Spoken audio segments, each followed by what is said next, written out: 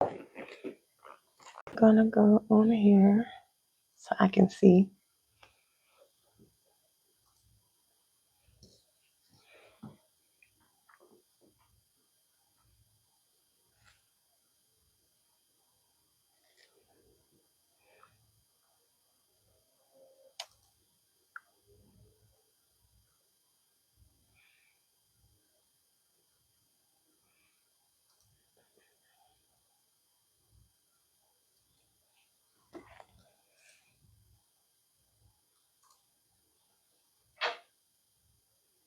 I can see.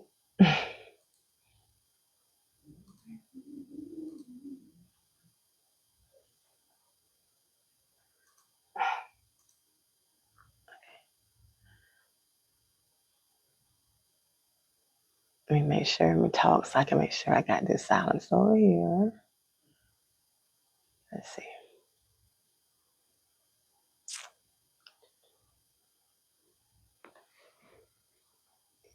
Yep.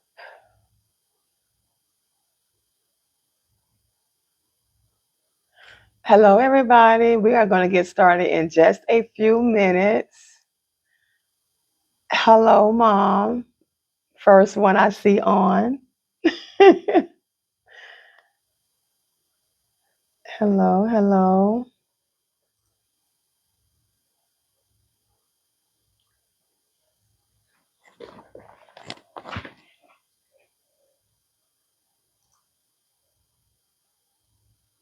We're going to give like a couple minutes, like 2 minutes, and we're going to get started because we got so much that we want to cover.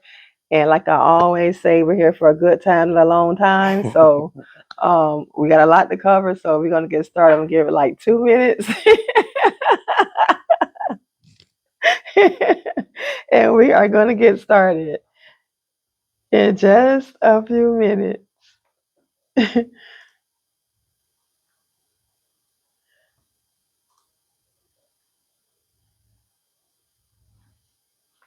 So, guys, the ones that are on, thank you guys for tapping in.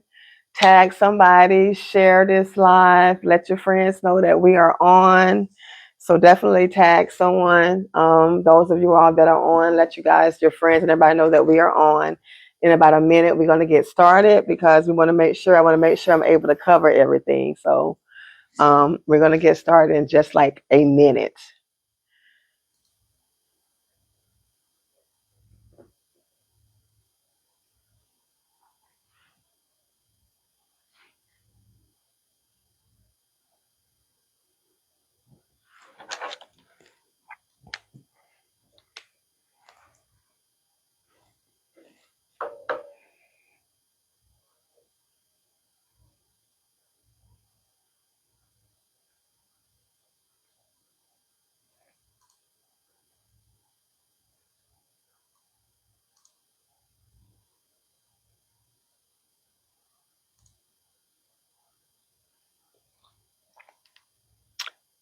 All right. So good evening, everybody. Welcome, welcome, welcome. So welcome to the Go Factor. Tonight, we are sitting down with someone who truly wears many hats. Husband, father, coach, musician, producer, business owner, and community mentor, and still manages to keep faith at the center of it all. He's a hometown product of Haines City. He is the son of pastors and someone who's building legacy through music, mentorship, and motivation. Please help me welcome Mr. Jonathan Anglin. So welcome. Thank you. I am so glad you are able to join me. I've been working on you for a minute. It's been some months. It's been some months. But you are such a busy person. And schedules have finally aligned for both of us, for our schedules to coincide. So we could actually, get this together so we can actually have this sit down. And I've actually been wanting to talk to you for a while. But I always ask everybody, every time I do an interview with somebody, the first question I always just ask, like, who is Jonathan Anglin? So, like, Who is Jonathan Anglin? I'm a father, a husband, a son, a brother, cousin to many, countless. Um, hopefully somebody who can motivate others. Just try to be a light in all circumstances, all situations. Um, I guess that'll sum it up. Okay, gotcha. I always just ask that question, like, especially people that, like I was telling you pre us coming on here, it's like you kind of stay on the radar, Intentionally. intentionally, and that's not bad. That is actually a good thing. So you kind of stay on the radar, so people don't really know who you are. And I kind of wanted to just kind of put a little bit of a light, not as much as you want to put on, Right. a little bit of light on you. So I really wanted to like start, but I want to kind of like start like at the beginning, like so like at the beginning, like your growing up part, like growing up in Haines City. Um, I want to kind of talk about the beginning. I want to start from the beginning and then we'll, move up from there. But like growing up in Haines City, growing up with having pastors as parents. But because I really don't know, was the parents always pastors, or what age were you when they became pastors? So they didn't become pastors until later in my life. But they, from as far as I can remember, they always been in church heavily. Mm-hmm. When I say heavily, I mean at every service, I don't care what it was, them doors of that church open, my parents was right there. And so that's what I recall growing up. So I never recall them in any other time before that. I hear them talk about it, but I don't remember those times that they talked about. From as far as I can remember back as a young child, that's what I remember, them going to church and them being God fearing people who lead by example. They became pastors, I think, in about 14 years ago, maybe. Okay. Yeah, so Okay. I was well an adult when So that you was happened. already an adult at that point Yes. when they became. Okay. Yes. Okay. Gotcha. So it wasn't like, you was like you grew like a child and then Right. they decided that you was okay, you was Right. already an adult. Yes. Okay. Gotcha. So like how has like being part of, because right now as far as they're being, not only they're pastors, but they're like of their own church. Mm-hmm. So they've actually founded their own church. Mm-hmm. How has that shaped you, or how involved are you in the church that your parents actually have founded? How involved are you in that? It's funny because if they had their way, I would be the pastor of the church right now. Like they've been waiting on that for a couple of years. I keep telling them I'm not ready for that right now. So I'm involved. God has blessed us to grow a little bit. So a lot of the stuff that I was doing, other people came in and they handle a lot of the stuff now. So I've been able to, kind of sort of ease in the background a little bit. But still, do what I need to do, step in when I need to step in. So, it's one of those things where, like I said, I just help whenever I can, whenever needed. So in whatever capacity. So. So is that something you're putting yourself in position for? Is to be like taking over? Is it like a family thing? How you know passed down to the Right, for like I said, generations? have it their way. That's how it would be. I don't know when. I don't know. And once again, I let God lead me. I never say yes or no. Mm-hmm. And they even know. I even tell them. I hear what y'all saying, but until God tell me Himself, Mm-hmm. that's what I'm waiting on. Um, but yeah. So I don't know what the time frame. Whenever God say it's that time, that's when I'll be ready to step into that role. But until then, like I said, I just do whatever else is needed. Some days it may be hopping on the keyboard. Some days it may be, just going to a meeting or talking to this person. Mm-hmm. So like I said, so those are the roles that I currently fulfill right now. Okay. So, like watching your parents build something from the ground, like building that church from the ground from zero, what lessons have you learned from watching them build something from the bottom, like from nothing to building? What kind of lessons has that taught Believe it you? or not, my parents actually had a store way back in the day, Hmm. in the 90s. It's something that my father always talked about growing up. And I can't say that I really truly saw myself doing what I'm doing today, but he always used to preach, you need to, run your own business, Hmm. be an entrepreneur. And that's something that he constantly said. But like I said, I wasn't, being a teenager, you hear stuff, but not knowing that it's sticking. But he was, speaking those words, putting in an atmosphere. But back in the 90s, my mom and my aunt had a hair store right there at the corner of Avenue A and MLK. Really? Yeah, 10K Beauty Supply. Really? Yep. So that was in the Okay. 90s. I was probably, I think, a freshman in high school or eighth grade or middle school or somewhere in there. But I remember they had me and my brother running the store. During the summer, we would be in that store selling weave and all kind of glue and all kind of stuff back in the 90s. Yeah, Seriously? so they had the store, a little while back then. So yeah, so not only the church, but I've seen it, in a couple different ways. Growing up in my household, but definitely the church. But learned a lot of lessons. Teach you how to deal with people. It teaches you how to be responsible, how to be accountable, how to, regardless, even with the church, they never shut down a service because it was one or two people there. It's like, okay, we open these doors and one person coming here, we're gonna go 100 like it's 100 people in here. Hmm. If nobody else show up, guess what? We ain't here together, so it's still people here. So just learning just how to keep going no matter what, it looks like. Just still being committed to your task and what you set your mind to do. That you can't be affected by, you know, people and what they do and when they show up or whatnot. It's still your responsibility to make sure that you're 100% committed to whatever you said you was gonna do. Okay, cool. That's definitely something that is really like needed now. I'm going back to the hair store um thing right now. Like really like a black owned hair store. They're kind of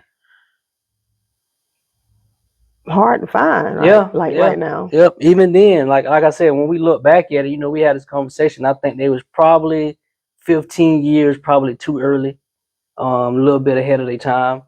Because like I said, I was just in high school, but I don't even think that stuff was even that popular then. Hmm. So, but I think it was probably a little ahead of their time, but definitely. Yeah. Something to spin the block of probably spin the block on that. How does faith show up for you in your everyday decisions, whether it's family, business, or mentoring? How does that show up in your everyday I decisions? mean, it's the only thing that keep me going. And so being a creator of anything, you have to be able to see it before anybody else can. So having faith is one thing, but moving on faith is something totally different. People can say they have faith, but faith is action word where you got to actually do something to show that you have that faith. So Hmm. I need it every day, multiple times a day. Needed it today, needed it yesterday. I know I'm gonna need it tomorrow. So Gotcha. that's the fuel that keeps the fire burning. Is faith. It's the only thing that sometimes that's all you have. And if you don't have faith, then a lot of times you don't have nothing.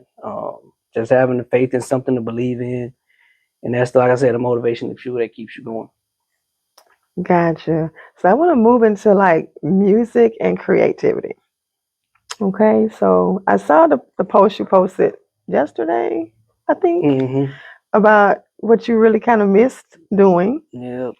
I thought it was kind of interesting when the video that I saw, I was like, okay, that's kind of interesting. So that's what you actually used to do Yes. is create those kind of Yes. tunes and Yeah. music and stuff like that. I thought that was really quite interesting. Like, how did you come about? Like when you was doing that, how did you get into that? Where did that come from? Everything stems from church. Growing up in church, you're around music, you're around musicians, you know, and I just started gravitating towards it when I was younger. Some people would pay attention to probably the singers, or you'd pay attention to the preacher. I would pay attention to the musicians. Hmm. That would always intrigue me. Listening to them play, and I always thought that was cool. I'm like, man, I really want to learn how to do that. one day, and that was way back before YouTube, before we had all this stuff where you can learn anything. Mm-hmm. You actually had to, link up with somebody to actually learn those things. So started in church. That's where I Mm-hmm. started my music journey. And then from there, it just branched out. And I eventually ended up getting into, producing and things of that nature. Um, and so that's how I get started in a nutshell. Is just being introduced to music and playing instruments in church. Shout out to the OG Arthur Smith. RIP to Kurt White, man. Those two guys, they the ones who really pushed me as a youngster to really start, Mm-hmm. playing. And once they figured out that I was interested, so So were you kind of self-taught or? it's crazy. My mom actually had a piano in the house because she wanted to be a piano player, but one Uh-huh. of those things don't think I never remember hearing her play it. Maybe a time or two. And so I just, I was in band growing up. And once again, God worked. God takes us through things. I wanted to be a drummer. I remember sixth grade at Jenkins Middle School, I wanted to be a drummer. Mm-hmm. And we tried out for the drums. I guess I didn't have enough rhythm. So the band director, Miss Kirby, told me, you can't play the drums, but guess what? You can get on this instrument. I didn't want to do it, but I did it, and Mm-hmm. so I started. What I would do, I would go home and I would try to play on the piano what my sheet music was, and that was my introduction to that. And then Arthur Smith, once he found out, he lived right next door, so he would Okay. come over and he would show me, the basics, and when he got me started. And from there, that's when they pushed me to start playing in church during service. In church and Yeah, playing for the choir yep, and yep, yep. So, started like that. yep. Okay, okay. So does music kind of like, sometimes music kind of like calms you or takes you through different things or gets you through different things. Did that kind of like help you get through different situations, or did music kind of like, um, how sometimes music can kind of like Hmm. take you through different situations? Does that like help you get through things? Music? Do you use that as a way to get through certain things as well? Yeah, and that music is one of those things to where you can emulate how you feel. You got certain stuff that's hype, certain stuff that's mellow, certain stuff, and you can really feel emotions through music. So yeah, so definitely, there have been times when I've just been by myself, and just let the music play, and just Okay. whatever come out, come out. So definitely, yeah, use that as something. So is music something that you think you're going to use to kind of help inspire others, especially like in the youth? Yeah, so we did it through our program, Mental Music and Sports. We 2 years back we partnered with the city, and we did free piano classes, free classes for the youth. Anybody who wanted to learn, it was free. We had about probably 8 to 10 keyboards in there, and I would do little lessons for the kids and whoever wanted to learn. And that's something that I really want to get back to. Mm-hmm. And I've partnered with a few people over the last couple of years to bring that back because my time is so well spent that I've been partnering with others to help me with that initiative. And so we're working on another partnership right now, actually here in Haines City. So hopefully I can bring that to fruition in the next month or so. I'm glad you brought up that because it's actually next on my thing is the mentors, music and sports. Mm-hmm. So tell us about that. What is mentors, music and sports? What is that? That came about my wife and myself. We started a group home for kids in foster care back in 2017. We opened, and so doing that, and you used to how you raised and how you brought up, but dealing with that demographic of kids, it really showed us the lack of mentors that was involved with the kids. They didn't have guidance. And the things that we grew up with, you once again you be in your bubble and you think that's the norm, but you talk to people from different backgrounds, different challenges, you realize like, man, they didn't have, like I just mentioned, I had Arthur Smith and other guys, Kurt White, Stanley, was another musician. People don't have people like that in their life to help guide them, so in dealing with that population of kids, our first year, we realized that, man, it's a lot of these kids, they really don't have guidance, they don't have mentors, they don't have positive people to look up to. So that's when we formed that organization. And being where we from, sports is king, football, basketball, baseball. you know. But having the background that I had in music, I'm like, you know what? Every kid is not an athlete. Mm-hmm. You know, somebody may be, you know, an artist may want to draw. You know, somebody may want to paint. You know, so how can we come up with something that'll encompass everybody, regardless of what your interests are? And so that's why we came up with Mentor Music and Sports. So we try to mentor through music, sports, and the arts. So if you're not an athlete, it's fine. Guess what? We got arts for you. If you're not into arts, guess what? We got music for you. Maybe you want to be a rapper, maybe you want to be a singer. So we felt like with those three elements that we can reach any kid regardless of what they, you know, regardless of what their interests were. Okay, like how are we getting this information out? Because I was telling you, seriously, I never heard of Mentors Music, and I just never heard of it Mm-hmm. until like the other day. I was strolling on Facebook and I had saw. I think you posted something, but that was the first time I Mm-hmm. never like heard of it, Mm-hmm. never seen nothing about it, Mm-hmm. never heard anybody talking about it. And then I saw that looks like you're partnering with glamorous Mm-hmm. Yep. and you've never heard of it. Right. I What's mean, going and on here? that's one of my things, honestly. I'm not a big social media person. I really not. And so I know that's the way to get everything out there. So I really, you know, a lot of things that Not we so much do. social. I mean, you can't rely everything on social media, No, of course, but but that's I the easiest mean, way. that's Right now, one of the that's the easiest way. yeah. But for me, I'm just used to putting my head down and work. You know, a lot of the stuff, and like I say, not even getting caught up on, you know, whoever show up. Whether it's three kids, the short tour event we had, I'm fine. I'm thankful for the three kids. You know, so just not honestly, just full transparency. Just I just haven't really focused on marketing and getting stuff out there. I think probably if I had to put at the top of the list what my biggest weakness is, it's probably that not focusing on marketing enough. And a lot of the things that I do, I'm just focused on the task at hand and getting that done. You know. I mean, but you're one person. Yeah, So, do you think it needs to be a team, or I mean, definitely. you're definitely just you're Yeah, one person, definitely, but you definitely. got it's a lot that can be done, as you're doing a lot. All right, So, you think you can get help, or definitely. And one thing about me, I always welcome help. Um, Regardless of the experience, if you can help, then guess what? Let's put this thing together and figure out how we can help each other. it sounds like Um, you've been doing it for a while. You say, when did this start? The Mentors we Music and started in Sports? 2018 with that, and it's not something that we do like every week or every. We're more project based because I feel like that's more effective. Especially with kids, they lose interest so easy, and Mm-hmm. so we try to be more project based where we come up with different projects versus having mentors meet with kids. You know, once a Mm-hmm. week I'm gonna come sit with this kid for an hour. You know, they get a little bored with that. So we more so project based. We do take that approach too when needed. But so yeah, so here and there we do different things just to appeal to different age groups, different interests. Okay. So you actually, I was going to talk about the group home a little bit later, but you already started talking about the group home. And so you started the group home, you said oh 08, 2017. 17. Okay. So what what inspired that? Like what brought that about, the That was group home? all my This is for wife. kids, Yes, that was right? all my wife.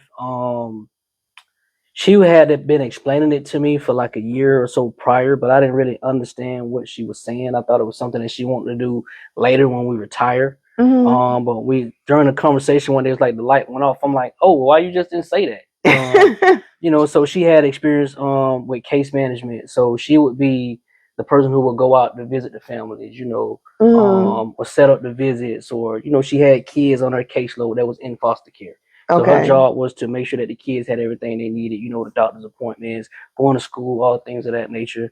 Then for there she went to adoption. She was adoption supervisor. So she dealt in that realm for about 10 years. And so she was like, you know what I see a lot is a lot of the kids that she had on her caseload didn't have places to go at night because they would go to this group home, they would, you know, get in trouble, then they would get discharged from that group home. Now they go to the next one.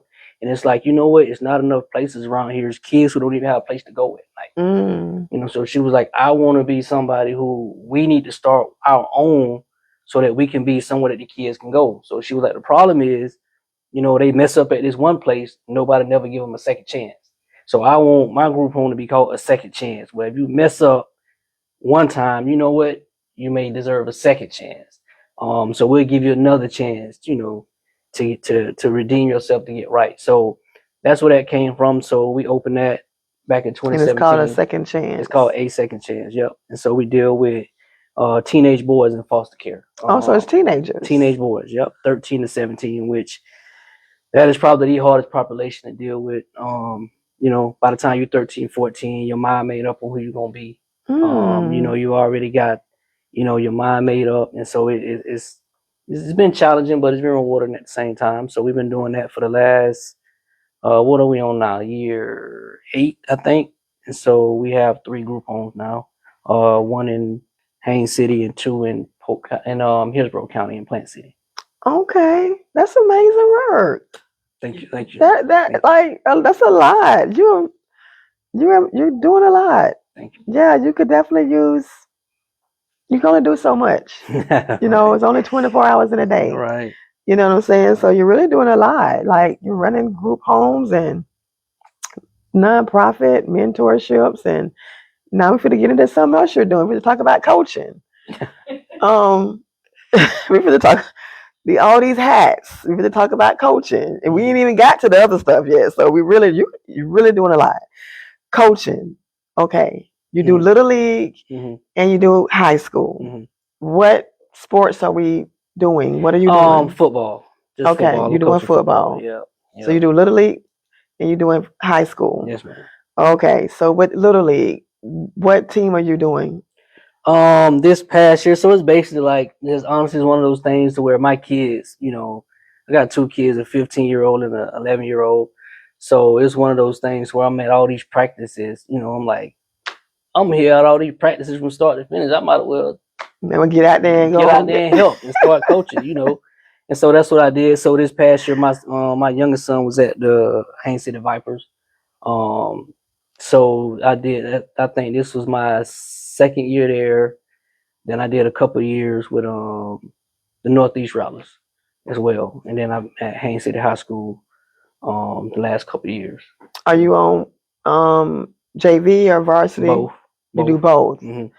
Okay. So what's the biggest difference between coaching, the 2 stages from the night and day? it really is. It's night and day. I mean, everybody everybody think, the kid's going to be the superstar. I get that, the parents, and right. I know that's got to be difficult. Yeah, it is. But at the end of the day, it's a fine line you got to walk between, being honest with the kids, but at the same time, still encouraging them and not trying to dash water on all their hopes and dreams, just being realistic, because at the end of the day, my model is you're going to find out now or later. Right. So it's better to be realistic now than later. So you can at least start getting your true options in place. So that you know what your realistic expectations are. And not saying that, people don't exceed expectations, because sometimes they do. And a lot of times it's just a matter of being in the right place at the right time. Certain circumstances can happen, but it's night and day from Little League to high school. It definitely is. More so as far as what's expected, and just people think that football is simple, and it's just simple playing. Think you could do this in Little League that you could do it in high school, but it's a whole different animal, whole different monster. That a lot of people who really even involved in Little League sports, they have no idea. It'll take them coming and really being involved in the high school program, probably a good week, and they'll understand the big difference. Even me, I didn't really understand the full grasp of it until I got knee deep in it. You know that there's differences, but when you get there, you be like, holy smokes, I didn't know that it was, and it's night and day. Okay, so what do you try to instill in the young athletes beyond the game itself? The main thing is be coachable, right? And so regardless of your talent, regardless of your experience, is be coachable. Coaches are there to coach. And if a coach is on you, coaches own you for you to do better, right? So And sports is a great teacher of life because once again, it teaches you how to follow instructions. It teaches you how to take criticism. It teaches you how to be accountable. It teaches you how to work with others. It teaches you to be able to deal with a lot of different things. You know, can you put that aside how you feel for the greater good of everybody else? Right. Mm-hmm. So if you don't agree with the coach, but the coach telling you this is what the team needs, can you put aside what you want personally for the greater good as a team, even though it may not be the best thing for you in that moment? So, and I think that's a big lesson for life, because you know you're gonna grow up to have a family. You're gonna grow up to, have other people who depend on you. You know Mm-hmm. what's gonna happen when you got to make a decision that's best for your family, but it's not the best thing for you as an individual. And so I just think sports is a great teacher of life when it comes to things like that. And so those are the things that we try to teach. You know, no matter what, be coachable, no matter the circumstance, situation, give it your all, and just be accountable.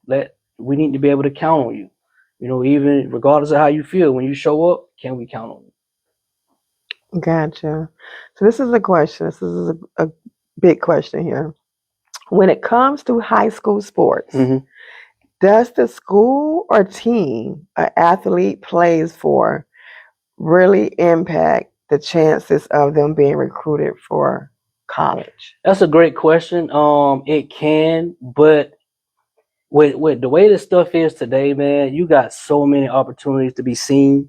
Mm-hmm. And one of the things that I'm working on is educating and learning as much as I can to know about the opportunities. Because there are certain opportunities that we don't even know exist. Mm-hmm. For instance, my son is a 15-year-old. Um, he undersized. He's not the biggest person in the world. So my thing to him is, I don't care. I don't care what school. It could be a school in Polk County. If you get one opportunity to get a free education, you need to be thankful for that, right? Because at the end of the day, that's what it's about. But in the meantime, I am going to make sure as a parent, I want to give him every opportunity to be seen, right? Mm-hmm. So one of the biggest things that I found is camps. It's camps everywhere, Mm-hmm. right? Your team can be the sorriest team in the United States of America, but you go to the right camp as an individual and you perform in front of the right coaches and scouts, you'll get an opportunity that's independent to what your high school team is doing. So it's just different things like that. Just knowing how to set up your Twitter profile, knowing how to reach out to coaches, knowing how to set up your highlights. Like all of that is things that's come into play. That the athlete and the parent needs to know. And a lot of the times we suffer for a lack of knowledge. That's about, hey, I'm going Bible on you.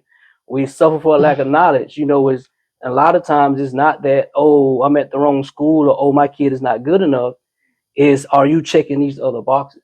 Mm-hmm. Because it's a lot of things that they look at. And just be honest with you, height and weight is the one of the first thing they look at. They want to know measurables. How tall are you? How fast do you run the 40? What's your arm length? What's your wingspan? And if you're not within that certain criteria, a lot of times they move on to the next person, right? You could be the best person on your team that won 4 state championships in a row. If you don't check these boxes, they moving on to the next person because they're looking for somebody who's 6'3", 240, who plays this position, who runs a 4.5 40. If you Mm-hmm. don't check those boxes, they don't care where you play high school at. It don't matter what. If your team's 0-10 or 10-0, you don't check those boxes, so they move on to the next person. Okay. And so just being able to be realistic on, okay, my son may not be 6'3", 240, but he's 5'11", 210. What schools are looking for these measurables? Where would his skill set fit with this school? And so it's once again, it's a lot that goes into it. And so the more that I talk to people and the more that my kids in it, naturally you get involved more. You know what questions to ask. You're exposed to different things. And so that's when you learn, like, okay, really, we just don't really know. We just don't know. We don't. Okay. We just don't know, and Because you don't know what you I don't see know. like people, like a lot of parents, because I see a lot of this. There's so many people are taking their kids to different schools Yep. that has a better record. That's Of course, and they're gonna they got maybe a better chance of getting more recruited right. or to better colleges and Right. things like that. And so from your experience, does that really help, or is the talent and the discipline is what truly gets their And attention? honestly, I'm a novice, so I'm not gonna act like I'm an expert. I'm not, and I'm not. And that can help. It It's can just help you get that your mojo. experience or your opinion, because it's Right. not. I don't think it's a right or wrong So kind it of an can answer. help. And once again, just depending on being in the right place at the right time. For instance, my son, Haines City, we played. I think it was North Temple Christian Prep or some school I never heard of last year. It was during basketball season.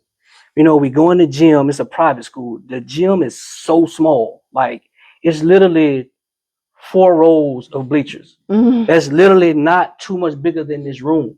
It's only one side. They don't even have bleachers on both sides. And so we sitting there watching the game, and in comes Sean May. He went to the University of North Carolina.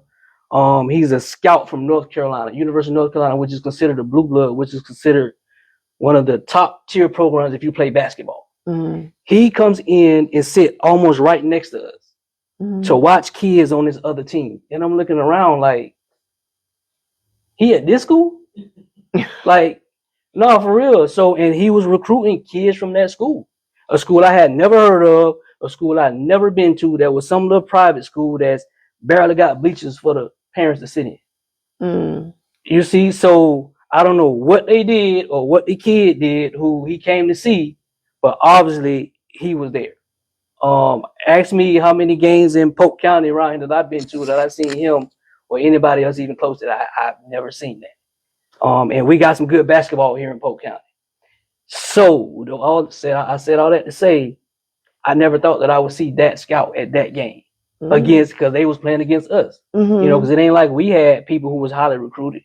So he was there to see that kid. So, but once again, on the other hand, so if you own that team, you there in the building while that scout is there.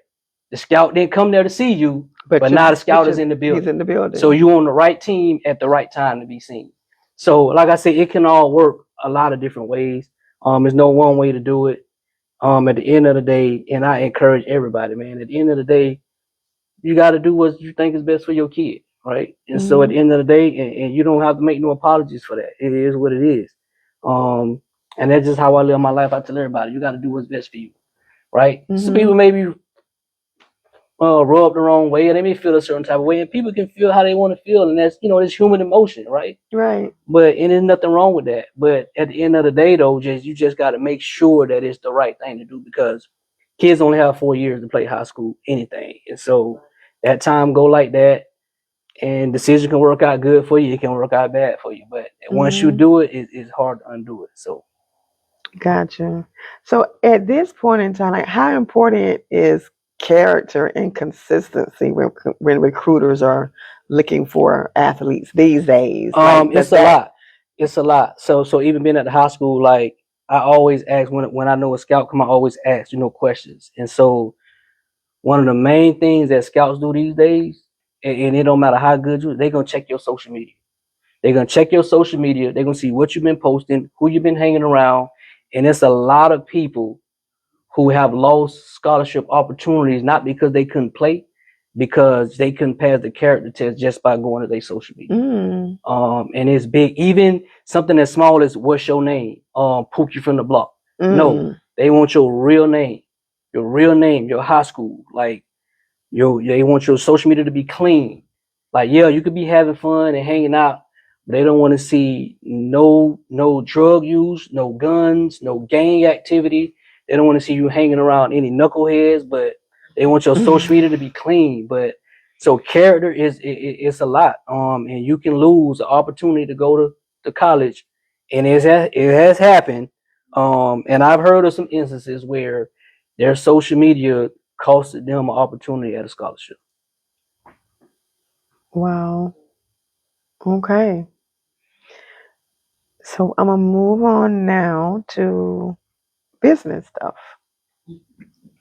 That was enlightening. That was good information. That was good information. So I know we done touched on some things because you got your hat in so many ventures. So we talked about the group home. I want to touch on the gym. want to touch on the gym a little bit because I know you're saying like you do have some people that train in the gym and do different things in the gym. Tell us about a little bit about the gym that you have. That's a funny story because that didn't start out as a gym. It started out as a t-shirt shop that we had. And so even with my kids, once again, we was looking for a way to get them developed. So I went and found, a local trainer to train them. And it was during the Christmas break. And so we had to pay the trainer, right, for a certain amount of sessions for Christmas break. Just so happens it was raining every day. Every morning when we supposed to train, it's raining.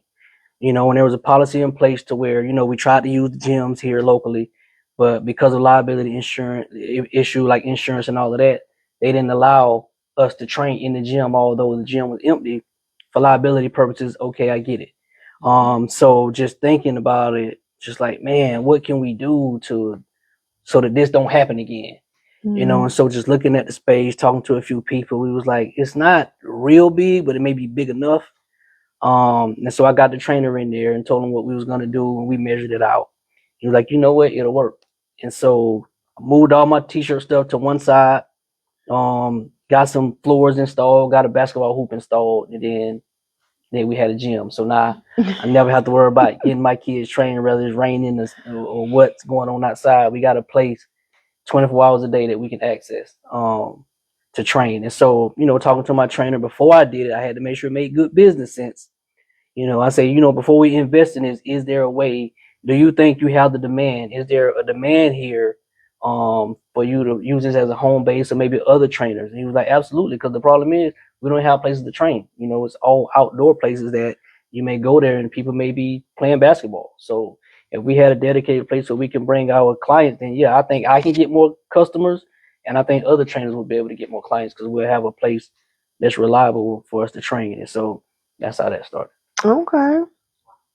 So people are actually in there training and stuff like So that. our peak time, like right now, like Monday through Friday is pretty much between the trainers, and then you mentioned shout out to my cousin Mika, glamorous all stars, the cheer. They do competitive cheer. So they use that as home base as well. Between them and the basketball trainers that I have, pretty much Monday through Fridays, like after school is pretty much Pretty book. it's pretty solid. So All right. So I did see somebody, as I try to do deep dive on you, so I was all on your social media page and everything. Somebody was asking you about the t-shirts. So what we doing about t-shirts? Are we gonna pick that back up, or what I we need to doing with go that? back. I need to see that mess. I don't Yeah, you didn't even respond to the people. The people trying to get t-shirts made and see. stuff. I gotta guess I gotta go back and check that. Yeah, so I haven't been doing t-shirts a lot. It is something that I've held onto the equipment. It's something that I've been training my oldest son on how to do. Like I say, he's 15, so I'm starting to try to give him ways, to make money, to show him a creative side, so I take orders here and there, just to get him in there and get him some experience in doing it. So I'm gonna have to go back and check that order. So I might have another order for him. Yeah. So I haven't been doing a lot myself, but I've been using it more so for training as as my kids. Okay. So the next thing is we want to talk about where we're at. We're in the SIP. How in the world, or what? How did you come up with? That's why I say the best for last. How did you come up with the idea to open up? And I think the original idea was it was a wine bar, right? In your hometown where you live and was born and raised, to bring up a wine bar to Haines City. So my cousin Gene, he had a place over in St. Pete Beach, Sip St. Pete. So I went over there. My cousin Brian was having a birthday party over there. They'll get together. So we drove to St. Pete, and I was in there, and I told my cousin we had it set up. I'm like, man, this is dope. I was like, man, like how long you had this? Man, I really like this concept or whatever. So we talked about it, when I left and came at home talking to my wife. I'm like, you know what? A lot of people are always complaining about not having nowhere to go in Haines City and nothing to do. What you think about us, doing that concept in Haines City? So I called Gene and I asked him, hey, how did you do this? How much did it cost? What do you think about the idea of doing this, at home? Because he's from here too. He was like, you know what? If you find the space to do it, then yeah, we can try it. I think, we should be able to work. Found the space. And then about a year later, we was able to open. So his was a wine bar as well. And so we just tried to copy paste that whole thing that he had going on. So it wasn't nothing trying to reinvent the wheel, just copy and paste it. Copy and paste. Yep. And so that's the concept, the original concept that we had. Okay. What kind of challenges? So let's talk about the challenges. Let's just talk about. You sure we got enough time for that? Because we're gonna take a little bit of time. We're gonna like park it right here for a minute. Because what you said is so true. People are always complaining about there's nothing to do in Haines City. There's really nothing going on. There's nothing nice to do in Haines City. And you always got to go so far, right, to have a nice, to go to somewhere nice. You got to go so far, to actually experience something nice. So, you bring something nice. I think it was a really nice place. So what happened? So challenges. So I'm gonna start from the beginning. So we talked about faith earlier, and I say this: the older I get, the more I see it. Faith is like a double-edged sword for me because it's my biggest strength, but it's also my biggest weakness, right? So where a lot of people would quit and throw in the towel and say, yeah, I'm not doing that, my faith kicks in and say, no, I'm not quitting. Regardless of the hurdles and the barriers, I'm going to keep on because I believe I can overcome it eventually. And so I'm going to just say from the beginning, it was tough, even with dealing with the city and even getting open. The first challenge took us about, we signed our lease, I think it was like in February. I forgot what year. Maybe 2020, maybe. We signed our lease in February. Right? So we started paying rent. We didn't even get a permit to start renovations until 7 months later. So we had to pay rent for, I take that back. I think the owners did help us out, I think a month or two, because they were trying to help us out. But basically 7 months, we couldn't even do any renovations or anything, that we had to pay rent just to hold this place here until we got a permit from the city to even start renovations. Wow. Right. So that's the first thing that I should have been like, you know what? That's a red flag, huh? I'm not doing this. But having faith, right? It's like, you know what? It just took that long. Okay, whatever. We'll just keep going. And but just to speed the story up, but just even after that, it was hurdle after hurdle. We was thinking we just had to do some minor things, put some paint on the wall, throw some floors down, build this little cabinet, do this, and we done. It was just like every time we thought it'll be another hurdle and another hurdle.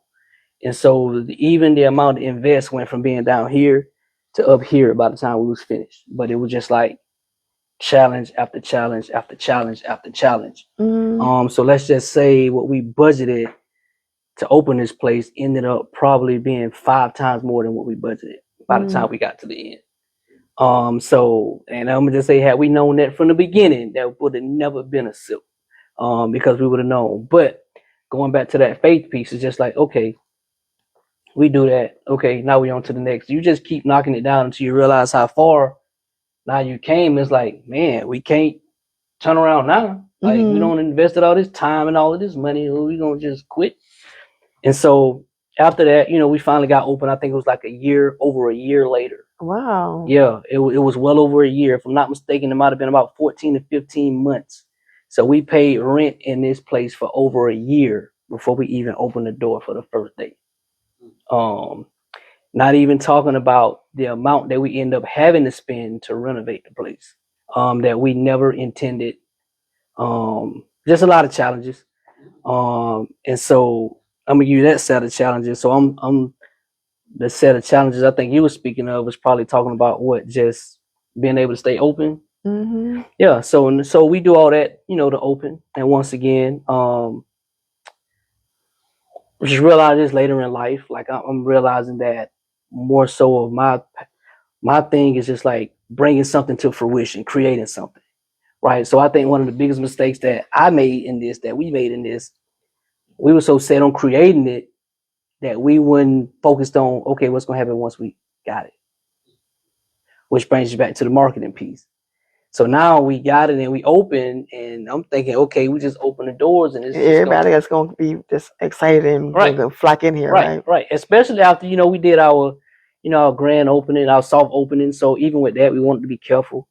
And I'm even wondering, I even wonder sometimes, did people get rubbed the wrong way even by that? Because this place is so small, we didn't want it to be overcrowded. So we did like an invite type of thing where we invited a certain amount of people so we can control the crowd. And so even after that though, I'm like, okay, we did well with that. It's cool. So everything will be good. Yeah, we had people some days we didn't. But a lot of people, was kind of complaining, oh, y'all only sell wine and beer. We want to drink the hard stuff. And once again with me, I'm not into all of that. So I'm just looking like, okay, we just wanted the place, So now it's stipulations on what do y'all want us to sell, So it's just like one thing after another one. But make a long story short, we've been here 4 years now, but we have yet to have consistent support here, and many people have said from different reasons, but I haven't been able to pinpoint them. I know marketing is probably the main thing that a lot of people say. If I had to put it up there, I would say that was probably, once again, just not being a social media person, and none of us really are as far as the owners, but that's probably the biggest thing. I think we probably didn't market enough, and probably still don't, but I don't know. It's a moving target. I feel like that we've been trying to hit. So we did, but once again, when we hear feedback, we try to implement, what people say. But one thing I've learned, no matter what you do, people gonna always say you should do something else, and you'll never be able to satisfy everybody, especially in business. You can't do that. So you got to take the good with the bad. You got to pick a lane. You just got to roll with it.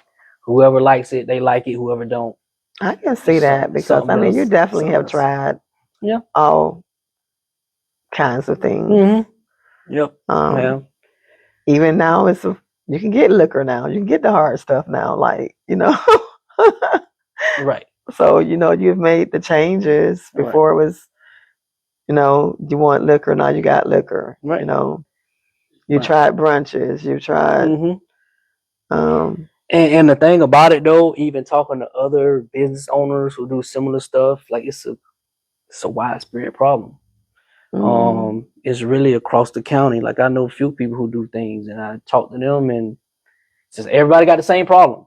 And once the more people I talk to, and I figure that out, like okay, it ain't just people say, oh, it's Haines City. No, it's not Haines City. Like across the county, like different people. Yeah, and I'm pretty sure if I talk to people in Orange County, Hillsborough County, maybe the same. It could be so much too. Like it's the next hot thing. You know what I'm saying? Yep. Because whenever there's a new thing, people just flock to the new thing. Yep. You're not new anymore. Right. So right. Maybe that's got to do with it.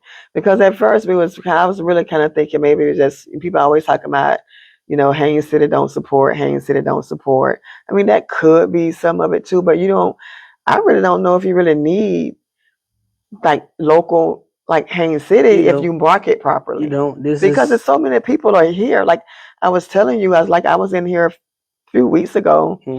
It was people in here ain't never even seen before. Right.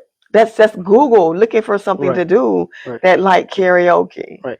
You know what I'm saying? That's up on 27 and looking for somewhere to go. Right. And if you market to those people there's so many people moving here out. It's just so packed here now. Right.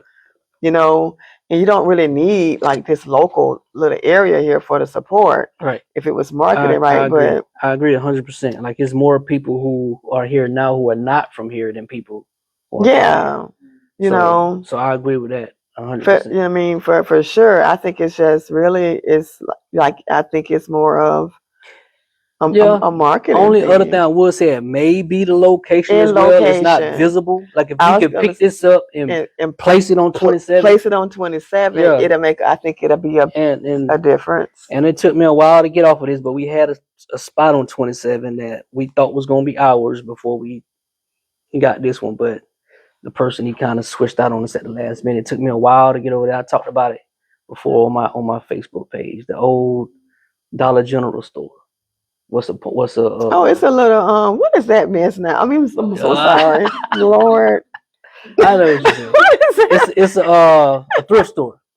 So that building was empty for years and years and years. Too bad you can't. But that building was empty for 8 to 10 years, right? And so I found a way to get in touch with the owner, and he came over, and I started doing some stuff and talking to him, and he was like he was gonna let us get the building. I even spent some money on it, helping him doing some stuff, getting the yard, getting the trees cut back and all of this. Last minute, I kept asking him for the lease. He never gave me a lease. And I felt like, and I did a lot of stuff just to try to convince him. But at the end of the day, I'm like, you know what? If I gotta convince him this hard, he don't want to let me get this building. Like for some reason, he just didn't believe that I was capable of, I guess, I don't know, capable of paying the rent. I don't know.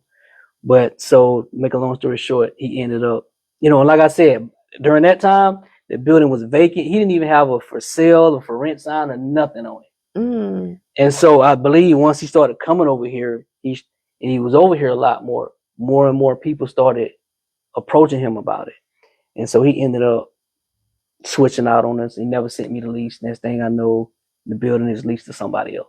Mm. So it took me a while to get over that because I felt like if we would have got that building instead of being down here, I just felt like that would have solved a lot of other problems because there's high visibility, a lot of traffic, and we didn't have to really do much. You were in the prime location, but through prayer, God helped me get past that. So now I'm past it now, but I just thought it'd be relevant just to bring it up since we're talking about location.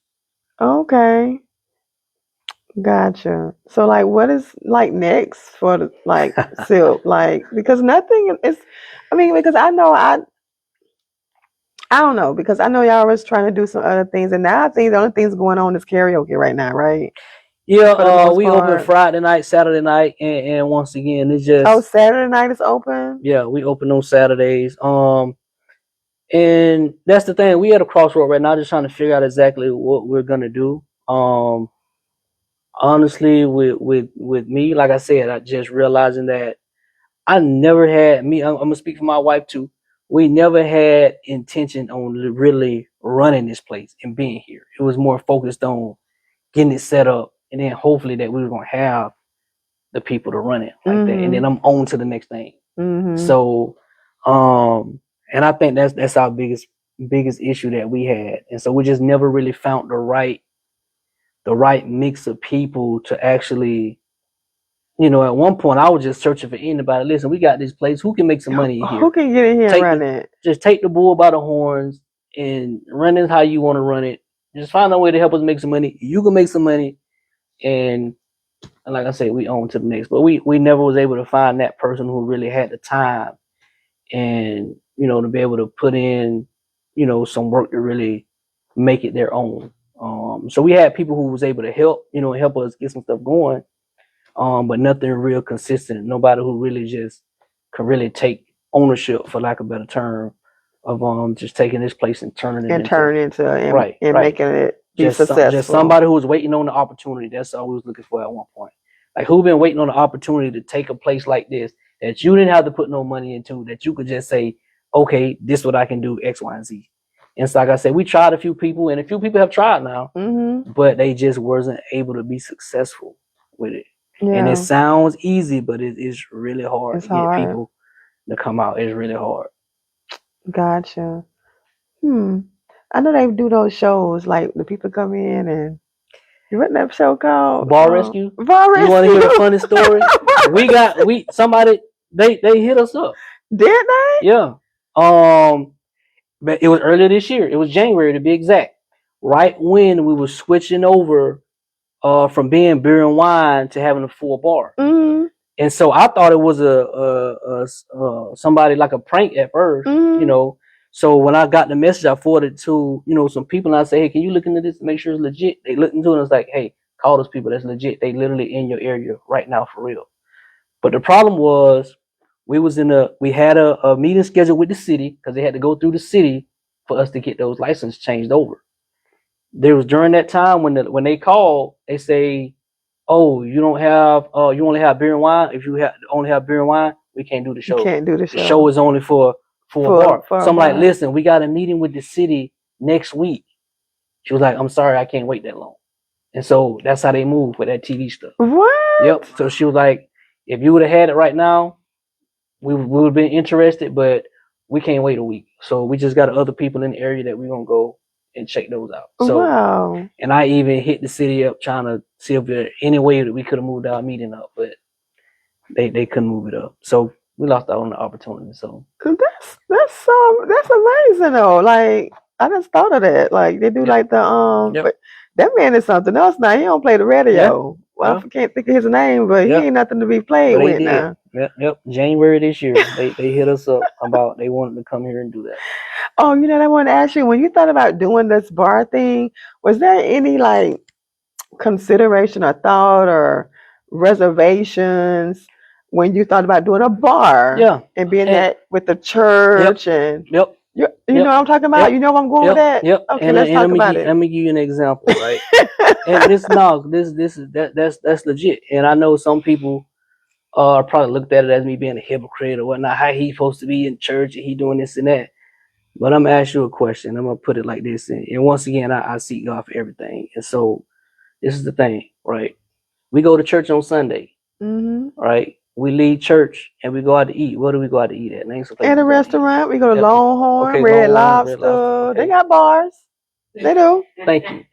Right? We ain't got no problem with it. We go to those and places. we ordering off of the bars too. But anyway, we're gonna talk about that. We go to those places with the same thing we had on in church, and we go in and sit down with our kids and our family, and we order from there, and there's no reservation, no nothing. You ain't doing nothing wrong, and they got a full bar.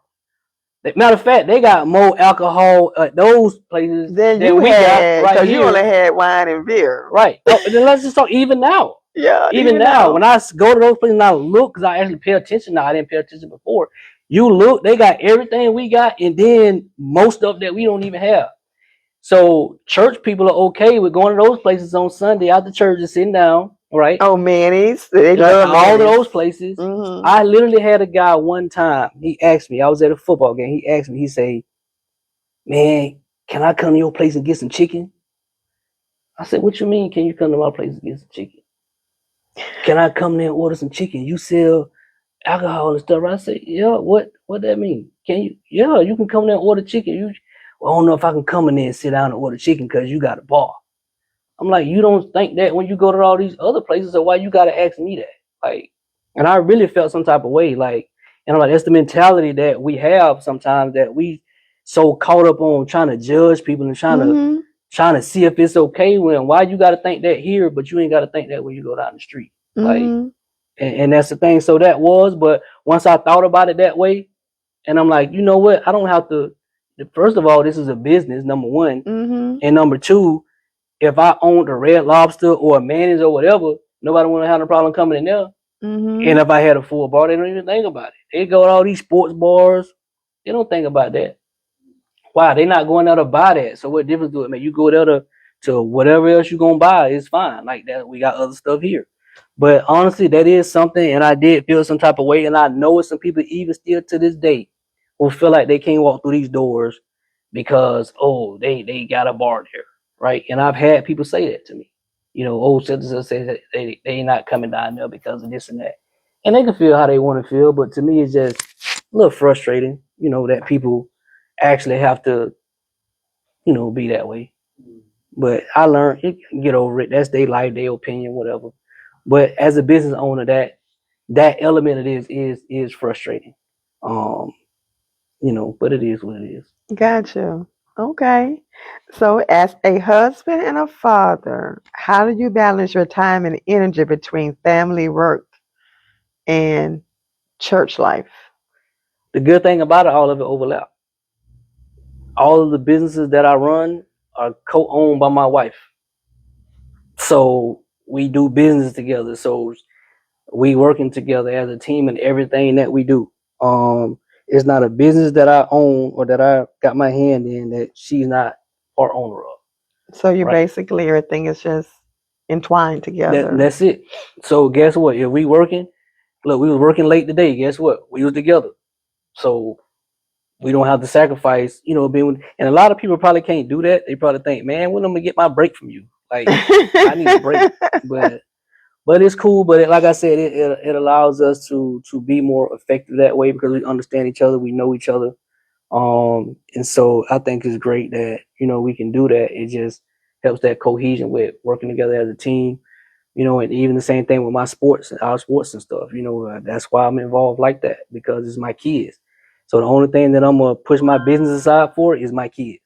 That's when all business go out the window. I don't care what goes on over here. I'm supporting my kids 100%. I'm not missing my kid game for nobody. I say that. If I gotta something happen, I gotta be at my group home for work. Guess what? I'm bringing my work to my kids' games. I'm not missing that. And so we just keep everything like that. Support Okay. each other in all that we do. So how do you what do you do to recharge to stay grounded? What are you doing what do you do to that for that?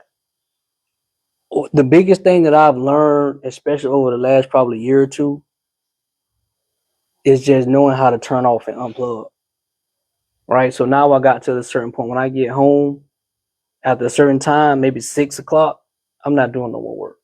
It used to be me and my wife used to be up 1, 2 in the morning still doing work and having to be up 6 o'clock the next morning, right? And it's just like we did that for so much. But now I'm like, you know what? I have to go to her sometime and close the laptop. It's time to turn that off. Work is over with.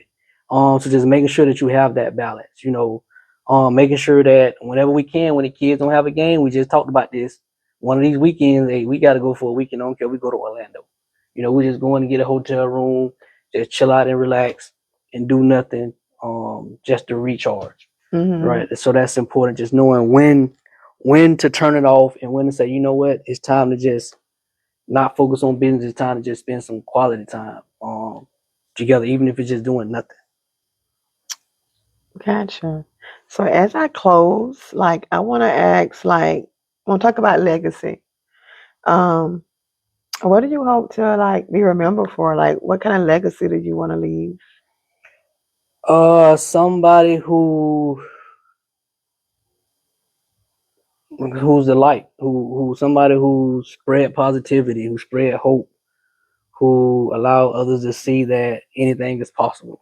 Um, not always perfect, it's not always good, but guess what? Somebody hopefully who's able to motivate others. Hopefully to leave a blueprint that hey, this guy from my neighborhood, grew up with me, he's from my city, he did this, he did that. If he was able to do it, then I know I can do it. Just somebody who, known to just spread good cheer, good love, and somebody who just treat people right. That's my biggest thing. Somebody who tried to make a difference for the better. Okay, good. So what's next for you and the community work that you're doing? What's next? um, Actually, I got something I'm working on. I can't. Y'all got to be on the lookout for that. Hopefully, in the next month, we'll be able to announce something that we're working on that should have a large impact for the kids. A big project that just came about probably in the last week Okay. that we're looking at, getting into. Like I said, and it can do some wonders with that. We talked about the football stuff earlier. In the process of launching the football academy, actually, that we should get started probably next month. Where what we're going to be doing is working with kids during the off season to teach them more about the game of football. Mm-hmm. Because I talked about at the high school, we learned that it's a lot that's being missed on the little league level, and so it's causing the kids when they get to high school, they so far behind on not knowing basic stuff that they're not getting on the little league level. So we're in the process of starting a football academy just to bridge that gap. Not so much about running fast, jumping high. It's about IQ and learning the rules of the game and the X's and O's and being students of the game versus just playing. So that's my next thing that hopefully in the next few weeks that we can get that going. Okay. Cool. I know you was in a lot of stuff, and this is just stuff that I found out. Is there anything I missed that you're doing that I missed that you want to talk about, or? I don't know. I think that's it. No, we talked about everything You from talked about church to everything. everything. So, I think that's pretty much it. That's pretty much it. Okay. My wife will probably remind me of something when I get in the car, and I'll say, "Why you ain't say that then?" Okay, just want to make sure. I can read lips good. Oh. Huh? Oh, see, that's that marketing. See, we talked about it earlier. So Friday, Mentor Music and Sports, we actually having our first cheer showcase at Ridge Community High School. Doors open at 6:00. From what I recall, I think we have like 19 cheer teams coming. 19 different cheer teams coming. So if y'all want to come out, if you're not doing nothing, if I know some playoff football going on this Friday, so if y'all team happen to lose Friday, you need something else to do, then we're gonna be at Ridge Community High School. Actually, it's this Friday. I'm sorry. Take that back. Some of y'all is gonna be at. So if you're not at a playoff game this Friday, put it like that. Then we need to see you Friday if you're looking for something. So it's to do. This Friday. It's this Friday. It's this Friday. Yep. So like tomorrow, Thursday, and Friday. Right. So this Friday in 2 days. Yes. Okay. Yes. At Ridge Community High School. Yeah, starts at 7:00. Doors open at 6. Okay. So it's a fundraiser / showcase. How much are the tickets? It's $10 at the door, $5 to park.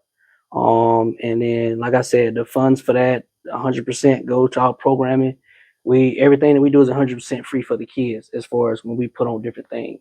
We never try to charge kids for nothing. So, hey, you can help you sewing into our organization at the same time and supporting the cause for our future programs and stuff that we have coming up.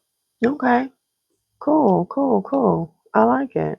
Well, thank you so much, Jonathan, for being a guest on the Glow Factor. Thank you. And I'm gonna do this. I'm gonna circle back around next year sometime and see where we at. Hopefully, I'll be on full podcast. Yeah. By that time. Hopefully, I'll be on some island somewhere. Maybe I'll be able to get you a plane ticket or something. We can do it. We can do it somewhere else, hopefully. That sounds like a plan. That definitely sounds like a plan. But if anybody's looking for a church, I do want you to shout out your church. Tabernacle of Praise, man, where God meets his people. Welcome to the top. Pastors Jonathan and Mary Anglin, man. Y'all come through. We start services Sunday at 10 a.m. You can come as you are. I mean, really mean that. You don't have to feel pressure to, if you want to wear your Sunday best, wear your Sunday best. If you want to dress down, dress down. You just want to come in a place where you can be yourself and hear the word of God, man. That's the place to be. We in Winter Haven off 34th Street. What's the address, Coco? 1302 Northwest 33rd Street. I'm sorry. See, I just know how to drive and get there. I don't have to use the address that much. 1302 33rd Street, Winter Haven, Florida. We start service at 10 a.m. All right. You heard it there. Tabernacle of Praise. If you are looking for a church home, there you have it. There you go. They would love to see you in the building. Yes. All right. Well, Jonathan, thank you for sharing your story and heart with the Glow Factor family tonight. You are a reminder that purpose can be lived out in many forms through faith, family, and service. To everyone watching, let this be a reminder that you can do it all with balance, belief, and the right foundation. Until next time, keep shining because the world needs your glow. Thank you. Thank you so much. And you guys have a great evening. And I will see you guys next week on the Glow Factor. Thank you. 1 second.